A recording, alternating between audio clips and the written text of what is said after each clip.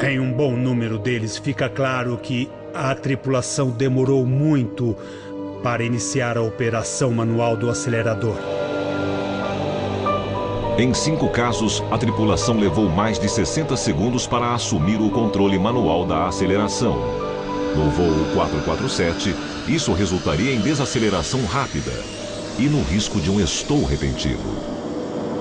10, 15 nós não seria incomum. E desacelerando um nó por segundo são 15 segundos.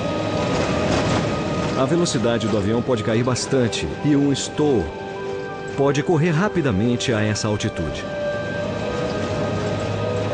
Existem boas possibilidades de, em algum momento dos últimos 4 minutos, ter ocorrido um estouro. Uma perda de sustentação repentina e perigosa. Mas mesmo em estouro, uma aeronave pode ser salva.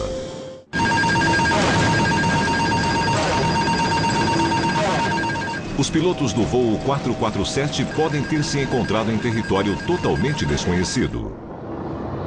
Quando uma asa estola antes da outra, a aeronave gira violentamente para um dos lados, mais como um caça do que um avião de passageiros.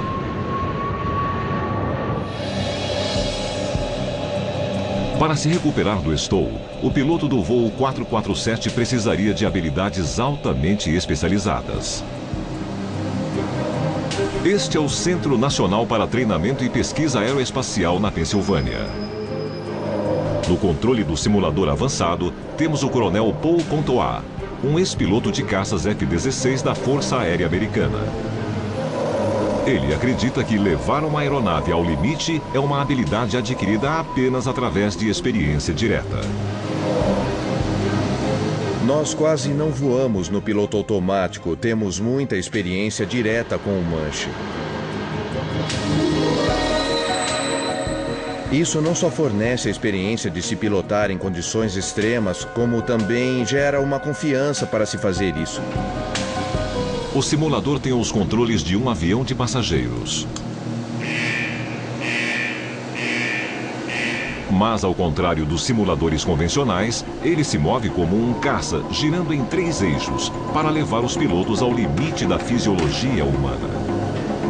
Nós aprendemos a não confiar no corpo, porque o corpo tende a mentir. Contois está pilotando no escuro, sem nenhuma referência visual do mundo exterior. A única saída é confiar nos instrumentos. Já voei em missões em que eu senti que eu estava com uma inclinação lateral de 120 graus, mas eu olhei para o medidor e ele disse que eu estava reto e nivelado.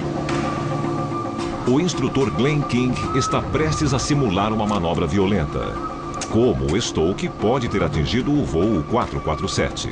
Vamos lá, uma inclinação alta de 45, 50 graus. A aeronave vai inclinar. O simulador coloca Contois num parafuso descontrolado a 10 mil metros de altura. Você tem que tirar o avião do stall. O nariz tem que abaixar. Ele precisa fazer o ar passar por cima das asas, ignorando seus próprios sentidos e confiando nos instrumentos. É uma batalha mental, porque, sim, eu estou seguindo as indicações, mas parece muito errado. Ele recupera o controle, mas o chão se aproxima rapidamente. Eu tenho que tomar cuidado na hora de puxar o manche. O perigo. Ele pode estolar novamente ao tentar subir. Ele iniciou a recuperação. Podemos ouvir a vibração do avião se estabilizando. Deu para ver como é rápido. A força G está aumentando dentro do avião. A velocidade é muito alta.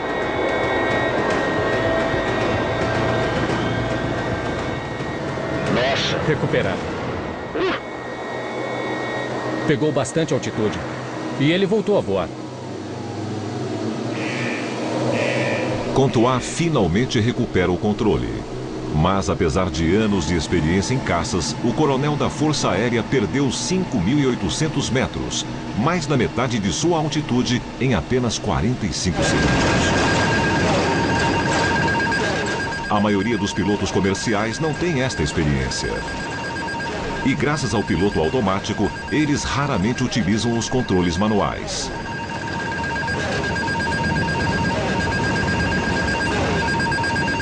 Para Tony Cable, o caso do voo 447 ilustra problemas críticos de treinamento.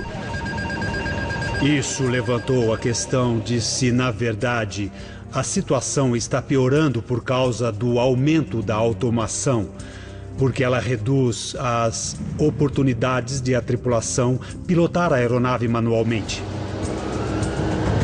Paul.A concorda. Quanto maior a automação, mais temos que relembrar o básico da pilotagem. Porque quando eu levo um caça ao limite, minhas mãos estão fisicamente no manche e no acelerador. E os simuladores das companhias aéreas não têm liberdade de movimento para recriar situações extremas. Sair do STOL não é uma coisa ensinada aos pilotos da aviação comercial. Nós trocamos pilotos que tinham experiência com situações extremas por pilotos que raramente as encontram. Mas os destroços do voo 447 sugerem que os pilotos podem ter chegado perto de salvar a vida dos passageiros. Nós sabemos, com base nos danos do impacto, que o avião estava com o nariz para cima, com as asas quase niveladas e em alta velocidade vertical quando caiu na água. Eles teriam conseguido nivelar o avião antes que o tempo se esgotasse?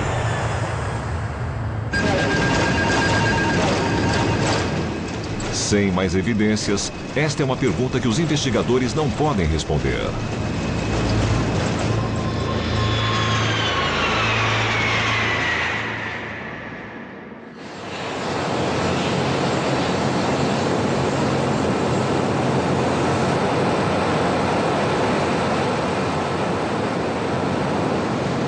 As caixas pretas do voo 447 pararam de emitir sinais de localização após um mês.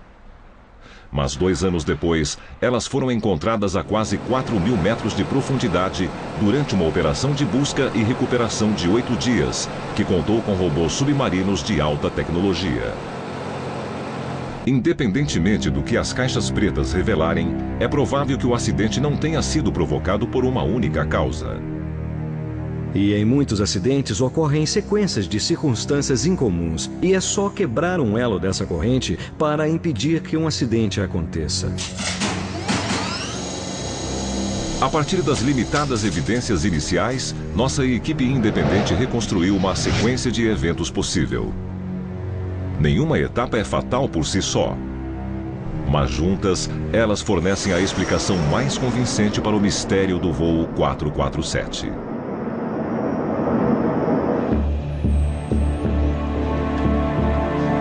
Pouco antes das 2h10 da manhã, o voo 447 entrou em uma tempestade oceânica com 400 quilômetros de extensão. Uma possível razão? Ela foi escondida do radar da aeronave por uma tempestade menor. Nós acreditamos que a aeronave provavelmente entrou numa área de turbulência onde a pilotagem era difícil. O elo seguinte da corrente. As nuvens da tempestade continham uma forma rara de água. O elemento incomum nessa tempestade era a presença de água líquida supercongelada nessa camada da atmosfera. Então, outro evento imprevisto. Os tubos de pitot do voo 447 apresentam um problema.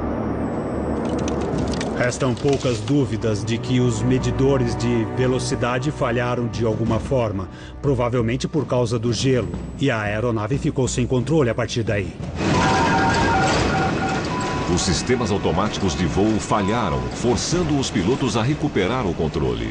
Eles se viram diante de vários alertas, várias falhas de sistema à noite sobre o mar. É uma situação muito desafiadora.